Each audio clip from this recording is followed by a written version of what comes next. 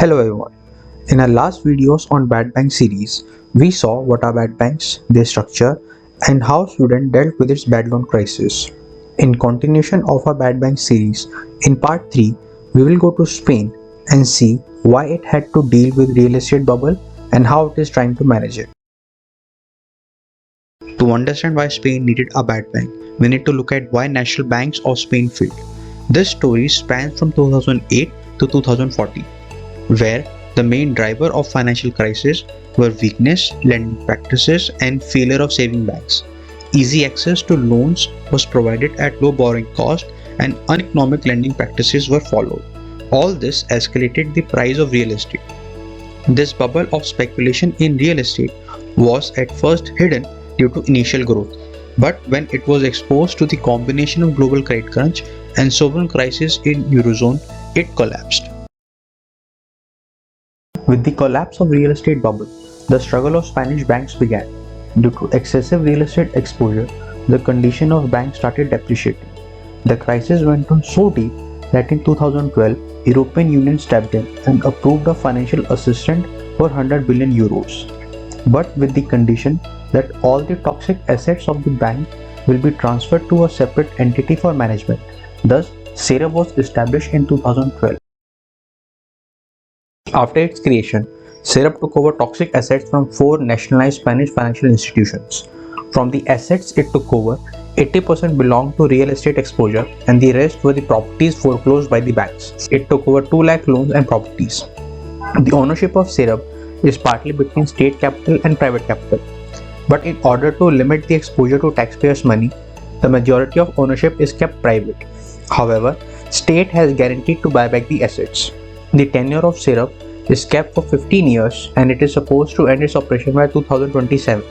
Also, the purpose of SEREB is clear. It is to manage and disinvest high-risk assets transferred to it. Therefore, people working closely with the bank consider it to be a company to manage toxic assets. Although SEREB has started its operation recently, its performance has been quite satisfactory as per the standard norms. By 2017, it has liquidated 30% of its portfolio. By 2018, SEREB was able to manage almost 51,000 company proposals and sell more than 68,000 properties. All this had led to income generation of more than 20 billion euros. Also, to ensure no cost burden in form of unpaid debt is transferred to taxpayer, it has paid off around 13 billion euros of its debt. So what makes SEREB so special? To begin with, first-rate professionals were hired for the bad bank. These were individuals with a spirit of service for the nation. Problems were clearly defined. A sensible and strong connection was built not only with the promoters but with the world of finance at large. SEREB is established for a limited time period inside. The management of the SEREB knows that, and hence timely decisions are taken to dispose of the toxic assets. The major impact of SEREB has been its social initiatives. Considering the amount of loan taken over, it was obvious that dumping all the assets in a short time could crash the listed market. Hence, various social drives were conducted to dispose assets, like 4,000 houses were given to state for social welfare purposes, like for people who are marginalized or financially vulnerable, or by providing properties to the local indigenous government bodies to provide low-income group people access to affordable rent.